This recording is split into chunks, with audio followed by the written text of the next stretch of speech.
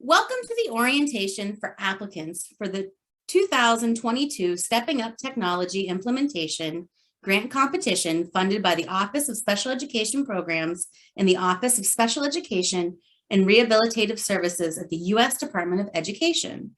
I am Rochelle Davis, a project officer at OSEP and the manager for this competition.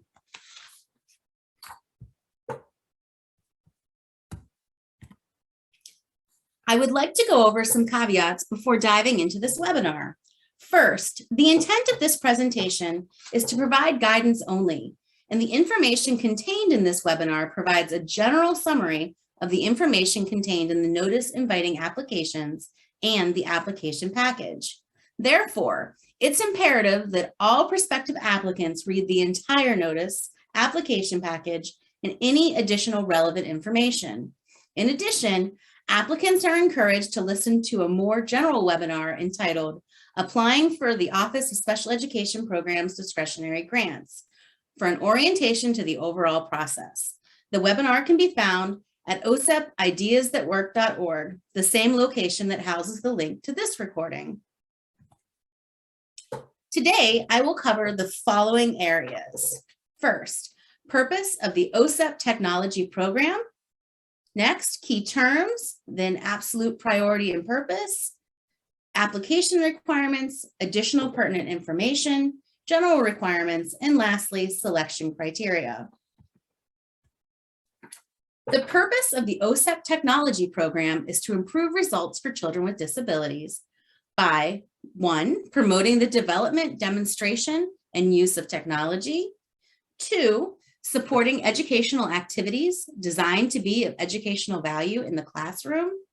3, providing support for captioning and video description that is appropriate for use in the classroom. And 4, providing accessible educational materials to children with disabilities in a timely manner. There are a few terms for this priority that I would like to highlight. The first is promising evidence. Promising evidence means that there is evidence of the effectiveness of a key project component in improving a relevant outcome based on a relevant finding from one of the following. A practice guide prepared by the What Works Clearinghouse reporting a strong evidence base or moderate evidence base for the corresponding practice recommendation. B, an intervention report prepared by the What Works Clearinghouse reporting a positive effect or potentially positive effect on a relevant outcome with no reporting of a negative effect or potentially a negative effect on an outcome. Or C, a single study assessed by the department as appropriate that is an experimental study, a quasi-experimental study, design study, or a well-designed and well-implemented correlational study with statistical controls for selection bias, e.g., a study using regression methods to account for differences between a treatment group and a comparison group, and includes at least one statistically significant and positive, i.e. favorable, effect on a relevant outcome. See 34 CFR 77.1 for definitions of promising evidence, experimental study, moderate evidence, quasi-experimental design study, relevant outcome, and strong evidence. Please note that the evidence of effectiveness form must be completed and included with your application. This form can be found in section 4 of the application package. Another term is settings. That includes general education classrooms, special education classrooms, remote learning environments, high quality early childhood programs, after school programs, juvenile justice facilities, and any other setting in which students may receive services under IDEA. The term sites refers to the school building or early childhood program within the LEA or ECA, development, pilot, and dissemination, where applicants propose to implement the technology. Please be aware of application timelines. This notice was published in the Federal Register on February 22nd, 2022. All applications are due on or before April 25th, 2022, before 11:59 and 59 seconds in the evening Eastern Time, We highly advise to not wait until the last date to submit your application in order to avoid any possible technical difficulties on either end. For fiscal year 2022, we plan to support one absolute priority, which is supporting early childhood and K-12 educators of English learners, or ELs, with disabilities and ELs at risk to deliver literacy instruction based on the science of reading. OSEP will fund 3 successful applications. For FY 2022, under 34 CFR 75.105 C2I, we award an additional 3 points to an application that meets the competitive preference priority. Applicants should indicate in the abstract if the competitive preference priority is addressed and must address the competitive preference priority in the narrative section. A, under this priority, an applicant must demonstrate that the applicant has not had an active discretionary grant under 84.327S program, or the Stepping Up program, from which it seeks funds, including through membership in a group application submitted in accordance with 34 CFR 75.127 to 75.129. 5 years before the deadline date for submission of applications under this program. For the purpose of this priority, a grant or contract is considered active until the end of the grant or contract's project or funding period, including any extensions of those periods that extend the grantee's or contractor's authority to obligate funds.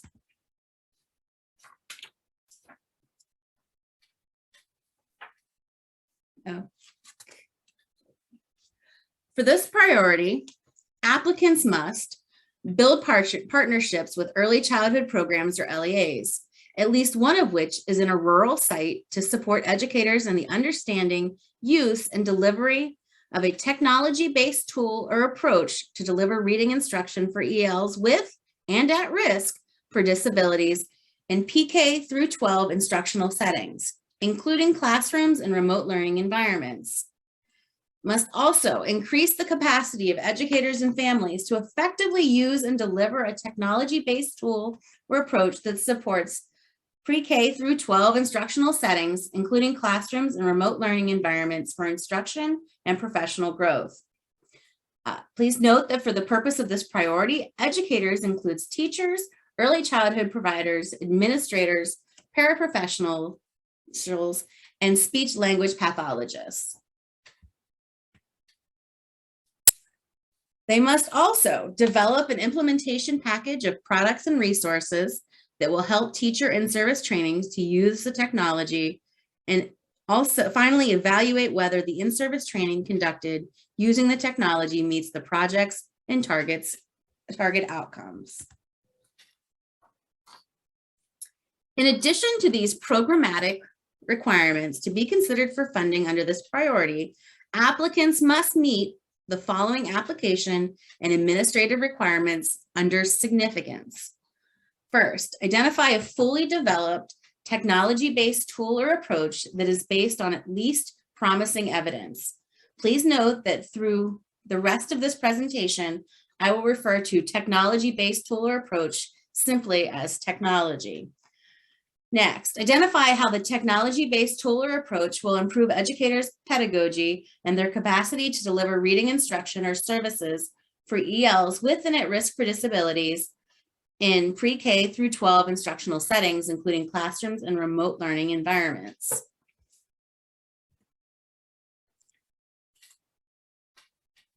Present applicable national, state, regional, or local data demonstrating the need for the identified technology to support ELs with and at risk for disabilities in pre-K through 12 instructional settings, including classrooms and remote learning environments. And finally, identify current policies, procedures, and practices used by educators that effectively incorporate technology-based tools or approach to support reading outcomes for ELs with and at risk for disabilities.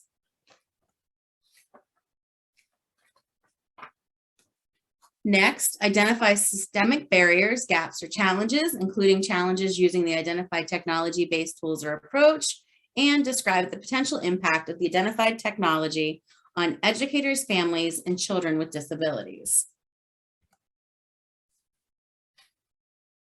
Under project services, applicants must ensure equal access and treatment for members of groups that have traditionally been underrepresented based on race, color, national origin, gender, age, or disability. To meet this requirement, the applicants must identify the needs of the intended recipients for ongoing coaching and supports, identify potential strategies to provide recipients of the in-service training with the flexibility to personalize their own learning and coaching supports, and ensure that products and resources meet the needs of the intended recipients of the grant.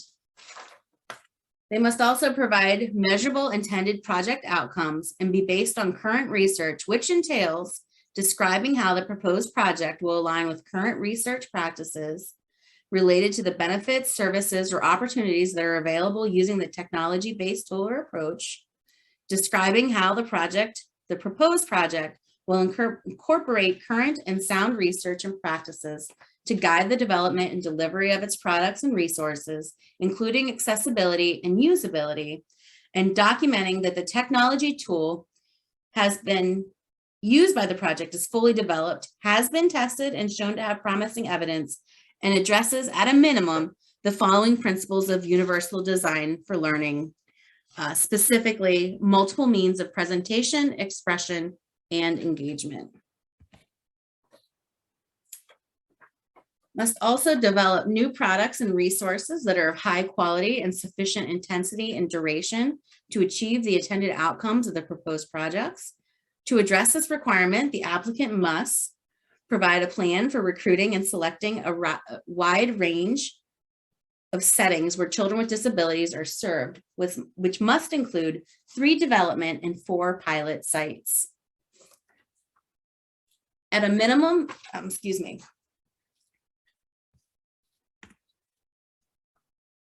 Please note that a site may not serve in more than one category, i.e. development, pilot, dissemination, or scale up.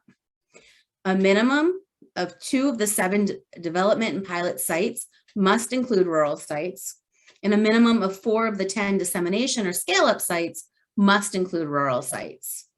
Applicants must also provide information on the development and pilot sites, including student demographics and other pertinent data, e.g. whether the settings are schools identified for comprehensive or targeted support and improvement in accordance with ESEA. Also note that proposed applicants do not need to provide demographic information of the 10 dissemination sites. If funded, the OSIP project officer will work with the project to get that information. Lastly, under project service, applicants must provide a plan for dissemination, which must address how the project will systematically distribute information, products, and services to varied intended audiences using a variety of dissemination strategies to promote awareness and use of the project's products, and resources that goes beyond conference presentations and research articles. Provide its plan for how the project will sustain project activities beyond presentations and research articles after the funding ends, and provide assurances that the final products disseminated to help sites effectively implement the technology will be both open educational resources and licensed through an open access licensing authority.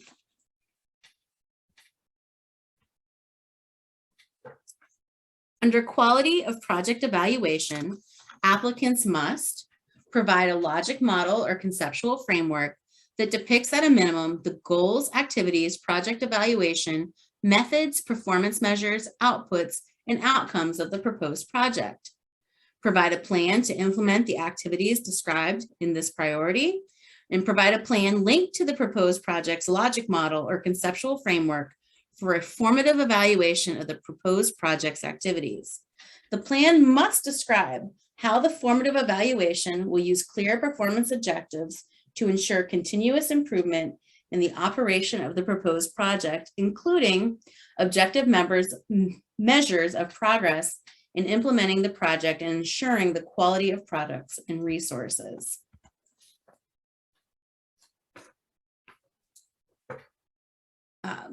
Quality of project evaluation. So for this, you need to describe a plan or method for assessing, first, the development and pilot site's current educator training uses and needs, as well as any current in-service technology investments and the knowledge and availability of dedicated on-site in-service training personnel. Must also explain the readiness of development and pilot sites and whether the technology has achieved its intended outcomes for pre-K through 12 educators, families, and EL students with and at risk for disabilities, and provide for the ongoing training needs of educators to implement with fidelity. And finally, they must also collect formative and summative data from the professional learning and coaching to refine and evaluate the products. Under adequacy of resources, the applicant must demonstrate how the project will encourage applications for employment from persons who are members of groups that have traditionally been underrepresented based on race, color, national origin, gender, age, or disability as appropriate. Also demonstrate how key personnel, consultants, and subcontractors have the qualifications and experience to carry out the proposed activities and achieve the project's intended outcomes, and demonstrate how applicant and any key partners have adequate resources to carry out the proposed activities. And demonstrate how the proposed costs are reasonable in relation to the anticipated results and benefits.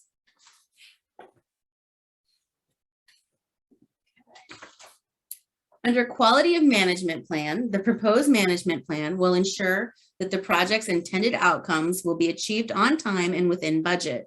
To address this requirement, the applicant must describe clearly defined responsibilities for key project personnel, consultants, and subcontractors as applicable, and timelines and milestones for accomplishing the project's tasks. The plan must also address how key project personnel and any consultants and subcontractors will be allocated and how these allocations are appropriate and adequate to achieve the project's intended outcomes.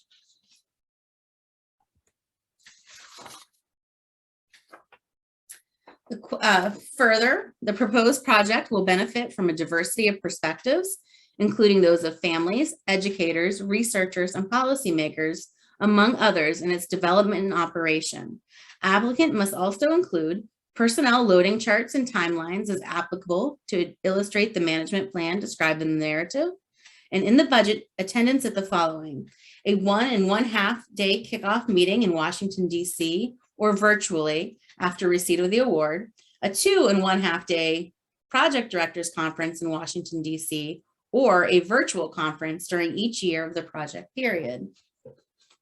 2 annual 2-day trips to attend department briefings, department-sponsored conferences, and other meetings as requested by OSEP, and a 1-day intensive OSEP review meeting during the last half of the second year of the grant project period. There are 2 general requirements. First, applicants must make positive effort to employ and advance in employment qualified individuals with disabilities in project activities. For more information, please see section 606 of IDEA.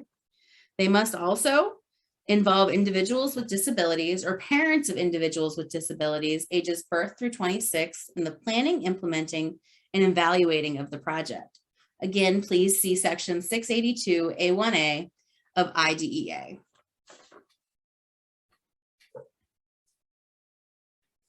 So, who is eligible for this competition? First, we have SEAs, LEAs, including public charter schools that operate as LEAs under state law, IHEs, other public agencies, private nonprofit organizations, freely associated states and outlying areas, Indian tribes or tribal organizations, and for-profit organizations.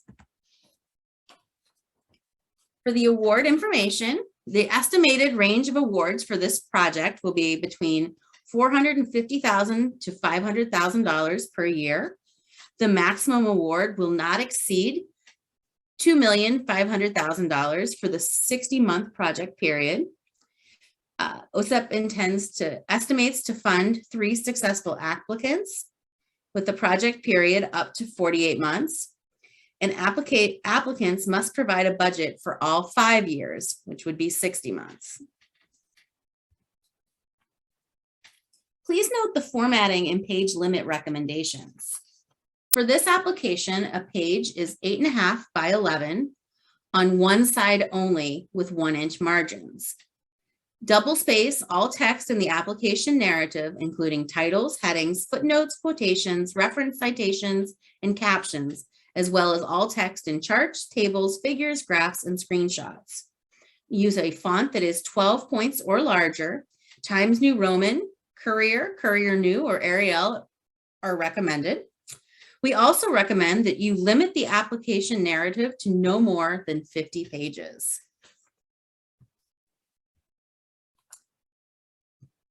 As part of the process of making funding recommendations, external reviewers will judge the quality of the application using the 5 selection criteria we have already discussed for each section of the narrative. Each application can receive up to a total of 100 points, with 15 points going towards significance, 30 points going to the quality of project services, 20 points to the project evaluation, another 20 points to the adequacy of resources and quality of the project personnel, and then finally 15 points for the quality of the management plan. The application package contains information on the sub-criteria within each selection criteria, and applicants are strongly encouraged to read those carefully when preparing the application narrative. I thank you for your time, and if you have any questions, you can reach out to me. My information is included on this page. Thank you very much and have a wonderful day.